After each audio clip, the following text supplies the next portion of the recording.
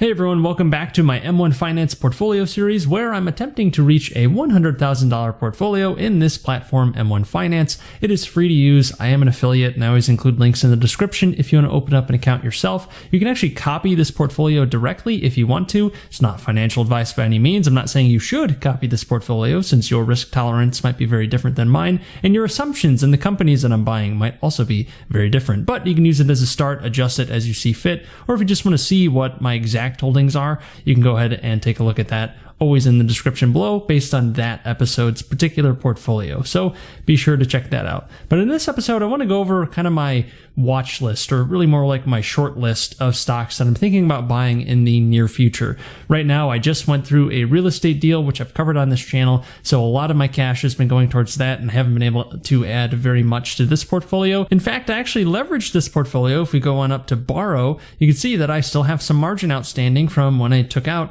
something like 15 grand in margin on M1 Finance as a platform, and most of it came from this portfolio. I do have a second portfolio in M1, which I'm slowly cashing out of. That's mostly gold and gold mining stocks, commodities, and a bit of international ETFs beyond just the US. That I'm slowly selling out of, and I will move most of it towards either paying down margin or actually moving it into this portfolio that you see right here if we go on back to that. So I really haven't had a ton of cash to make new investments, at least over the last month, and I'm trying to get back down to zero on my margin debt because I don't want to carry margin debt regularly. I only want to use it for short-term things like covering a down payment or doing some sort of rehab on a property that I then cash out of after a refinance and then pay back the margin as quickly as possible. Because margin is, although right now it's only at 2% interest, it is dangerous for a number of reasons. Mainly that if my stock portfolio falls for whatever reason, and even with a diversified portfolio, and especially with a more concentrated portfolio, there's always that risk that the market dips substantially or your holdings dip substantially,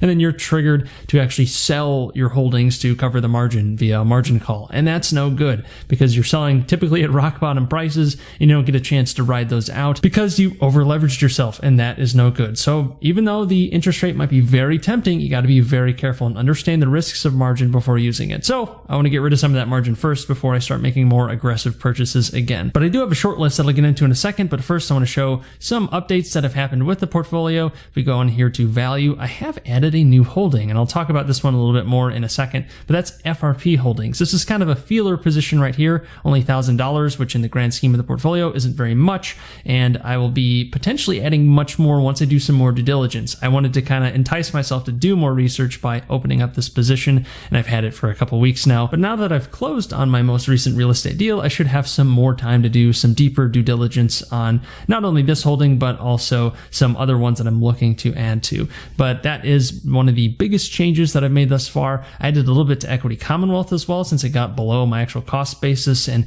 that's not the reason in itself that I did it, but it's because that cost basis was relevant to the actual cash value of Equity Commonwealth, or the liquidation value. And they are going through with that merger with MONMOUTH Realty, and there has been a little bit of a bumpy road in getting that done since there's been some competing bids on that merger. Go ahead and check out my previous videos on that Equity Commonwealth merger if you want to learn more about that. I'll try to include those in the description below if I remember to do that, if they're there. The videos I've done on the subject explain the deal and how Equity Commonwealth is attempting to break into the industrial side of real estate, since right now they just have a couple office buildings and then a ton of cash relative to the actual size of the company. It's almost all cash, really. And they're actually preserving this cash in the deal, but they're giving up some shares to actually go through with the MONMOUTH real estate deal. We're still kind of waiting to see if that actually will close. There are risks that it won't, so I'm not betting either way heavily that it will close, but it seems like it will. But again, time will tell. We've seen deals fall apart before. Look no further than Pershing Square Tontine Holdings, which has since dropped since that initial deal was announced and has since failed, at least for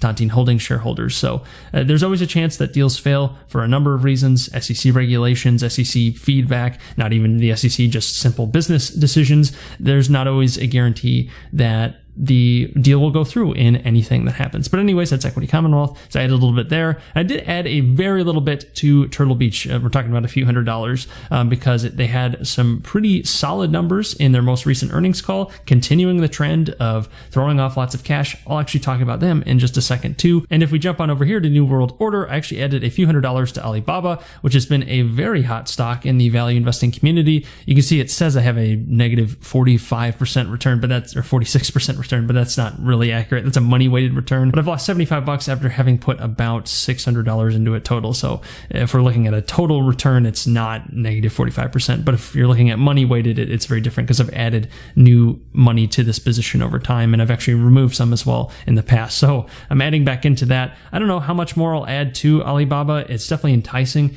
but there are lots of things to actually learn about this business. It is a massive business, so there's lots of things to learn there, but you can say the same about a lot of the other holdings in here too. These are all massive businesses and kind of my holdovers from my more passive investing days when I was doing this portfolio way back. Started it about a year and a half ago now. And these were kind of holdover positions, and I decided, you know what, I do kind of want to hang on to these because generally they're throwing off a lot of cash, they're quality businesses, and I decided to hang on to them. Amazon is almost like the everything hedge in my view, in that if every other business fails, there's a chance that Amazon will be the one that doesn't. So that's kind of my thinking there. But they're a very solid company, throwing off cash, growing like crazy, even though they're already huge. So there are risks with any of these businesses, of course, and there's no guarantee that they're going to be compounding at the same rate. In fact, it's quite unlikely because they're all big, but that's kind of these holdings here. But I've added a little bit to Alibaba, and I might add a bit more, especially as the price keeps getting beaten down and making it more enticing to actually buy it, given the business fundamentals, at least as far as I understand them. I need to do a little bit more due diligence before I'm comfortable diving much more into that position. And just one quick thing before I get into that watch list in more detail, I am thinking about getting rid of this holding right here, this CLIX Pro Shares Long Online Short Stores ETF. So this is a fund that shorts retail stores, or a number of them, mainly big box retailers really, because that's the publicly traded ones. And then it's long on online stocks and a lot of tech stocks. And I think if you're looking for a more passive approach to things, it's a decent ETF to look at in that it does involve some short interest, which is a unique sort of exposure that a lot of ETFs don't have, at least without massive fees. And I think the expense ratio is pretty low at 0.65, given that there is a short interest here, but that's way higher than something like a 0.05% expense ratio on a lot of broader market ETFs. So it's way more expensive than your typical ETF, but it's doing something very unique in that it's shorting positions in retail stores. So if you're very bearish on retail, this could be something to look at. But I don't really know if I want to do that anymore, especially because just the actual incentives of shorting a position are very strange in that the most you could have on a short position is a double, whereas with a long position, it's technically infinite and go all the way to the upside. But with a short interest, you can only double it. So already you're kind of struggling there. And I'm generally trying to move away from that more passive style of investing, and I'm looking to add more to the holdings that I have much higher conviction in, especially now that I'm getting strapped for cash because I'm putting all my money into real estate right now. So I want to kind of reposition and consolidate into those holdings I like a lot more. And what are those holdings I'm really looking at? Well, here is kind of my short list that I'm looking to add to in the near future or do a lot more research on. I already mentioned Alibaba. They're not actually on this list, but that's one that I should actually kind of add in here. But here are three big holdings that I'm really looking at in particular. One of these is FRP Holdings. I mentioned that I opened up that position. I've got about $1,000 into it right now. This is a really enticing opportunity, at least when I heard the initial pitch. I was actually over on Punch Card Investing. That's a live stream I do every single week with a few other YouTubers, and we talk about all things value investing. So definitely check that out if you haven't already.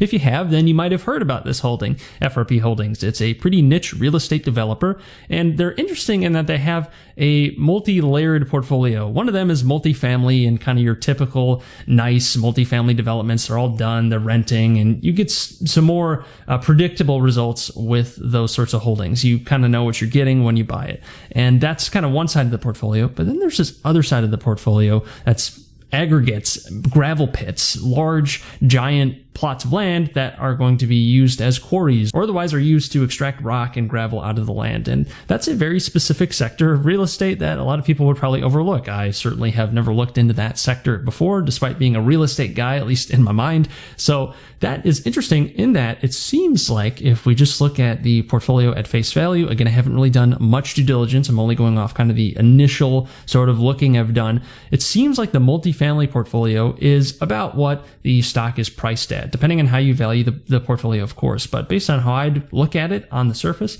it seems like the stock, the price really is only factoring in the multifamily, and it doesn't even include the gravel pits and the aggregate land that they have there, and that's a lot of land. Apparently they have a number of gravel pits throughout the United States that haven't really been developed very much, but there's a lot of value potentially caked in there. So the thesis I'm thinking about here that I'm going to be looking at this company with is the free lottery ticket thesis, in that you're buying the multifamily for what it is and you're getting it at fair value, or maybe even a little bit more expensive than fair value, since that's just how real estate is right now. But you have this free lottery ticket of all these gravel pits. And one of the ways you can get value from the gravel pits is actually the resource extraction, removing the gravel or the rock. That's more obvious. But apparently afterwards, these aggregate gravel pits, once they're actually extracted, you can actually turn them into some pretty cool developments, even on the more touristy or multifamily side. Because apparently what happens with some of these gravel pits is that they can fill up with water and become almost like mini lakes, and then you can create a lakeside development, depending on where this is, of course. But that is something to actually look into, and that's your free lottery ticket right there. You're not even talking about the value you could have from having a completely new real estate development with land that is made much more valuable after all the resources are extracted. So that's kind of how I'm going to be looking at this holding when I do my due diligence. And here's a picture of what I'm talking about with sort of the man-made lake. This is actually what happens apparently after the gravel is extracted in some places, where the water actually fills into this gravel pit and you get this sort of cool lakeside sort of development. So definitely something cool, and something I do want to do a lot more research on. What about the next holding? Well, that would be Turtle Beach. It's another holding I already have. We've talked about them on the channel before. They're a gaming, headphone, and accessories company. The thesis here hasn't really changed. They have basically no debt, and they're expanding free cash flow through acquisitions. They're buying different accessory companies. They're trying to get out of just gaming headsets. That's kind of their backbone. They want to get more into keyboards, microphones, PC gaming accessories, not just console accessories. So they're trying to diversify, but still staying within that niche. So I wouldn't call it diversification like you might have with some larger companies. And they're not particularly huge. We're talking about $400 to $500 million in market cap, which I think is approaching their fair value, but that's assuming about a 15% discount rate. Now, don't quote me there, since you never know what the future might hold, and I'm just going off my own assumptions, so do your own research. But it seems like even at current prices, you could be looking at something like a 15% return if everything goes decently, not even great. But then again, if a company survives for 10 years, that certainly is great in any event, since it's very hard to run a business, especially a successful one. But assuming they keep doing what they're doing, throwing off lots of cash and reinvesting it into new and relevant opportunities in their space, there's a lot of room for growth there. And it's a position I'd be looking to add to in the near future, especially if we get a substantial dip in price. It's been fairly volatile, but it hasn't come close to my actual cost basis in a while. And that, I thought, had a pretty substantial margin of safety. I don't think there's a huge margin of safety right now, but like I said, if it meets the assumptions I think it will hit in the next few years, then you could get some substantial upside here. But then again, we'll see what actually happens. And I'll be keeping a close eye on the price of this one. If it gets a lot lower, I'd be very enticed to buy, since I already have a nice position going in it. I've already understood the business in a substantial aspect, and I want to do even more research to learn about the new acquisitions they're making, to see what value might be caked in there that might not be being seen by current shareholders and current buyers. Anyways, on to the next one. This is a very different one. That's Racist Logistics. This one I've done very little research on, but this is a position that potentially was opened up by Monish Pabrai some years ago. He is a very famous value investor, if you haven't heard about him, but he talked about this Turkish real estate company, or this Turkish logistics company, that he bought well under $100 million in market cap. It is now about $100 million in market cap, and he thinks it has a liquidation value of something close to 800 or 900 million. So that's a massive margin of safety if that is true. But that alone has me interested to at least look into it. Apparently I can get this not through M1 Finance though. It would probably be through some other brokerage like a Fidelity, using the over-the-counter markets or something like that. So I do want to look into this though, since it has a lot of real estate involved, and that's kind of the lens I'm always looking at my holdings with anyways. I have that real estate sort of mindset, so I can understand that business pretty well, and we can look at the actual logistics side as well. I don't know how this business is broken up exactly. I've done very little research, but it's definitely on my watch list, just given that initial pitch from Monish Pabrai, assuming we're talking about the same holding, which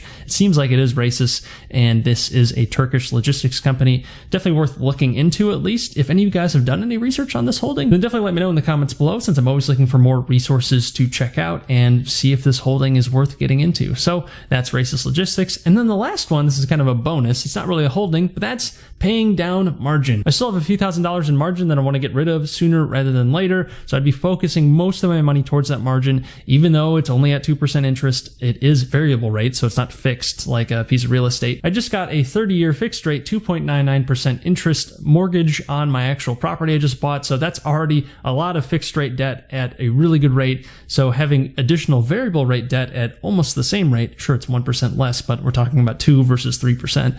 We're not talking about a massive difference here, but I don't really want to have that hanging around because I already have my HELOC debt as well. Just don't want to get too leveraged. I use the margin to take care of the down payment. That's great, but I wouldn't mind deleveraging a little bit, at least to get my margin back down to 0 so that I could then use it to go do another purchase and try to find either another piece of real estate or do something with that margin that's productive in the short term without exposing myself too much to too much risk, at least in the way I view it. So that's pretty much it. Those are the 3 holdings on my short list to do the most due diligence in the near future. I'd probably add Alibaba on there as well. But again, that's a much larger business with a lot more to get into if you're really trying to understand it. But these other holdings I think are quite enticing. I think they're a little bit more in my circle of competency. With Turtle Beach, I already own the company and I know a bit about it already, so that's kind of my head start there. And with the other companies, they're real estate focused, and that is my circle of competence. I understand real estate. I work in real estate every day, not only through my own investments, but I'm an attorney as well in commercial real estate. So I'm around the game all the time, so I kind of understand how these things work.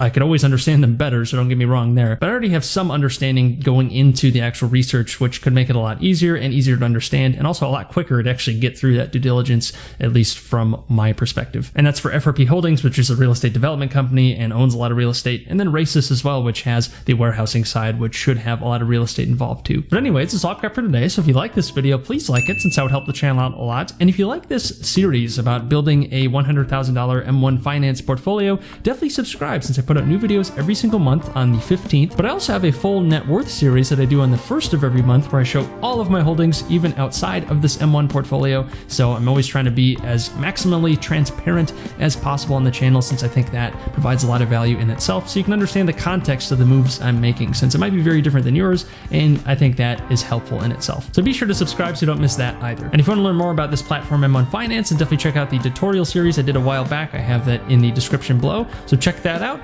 But otherwise, until next time, take care.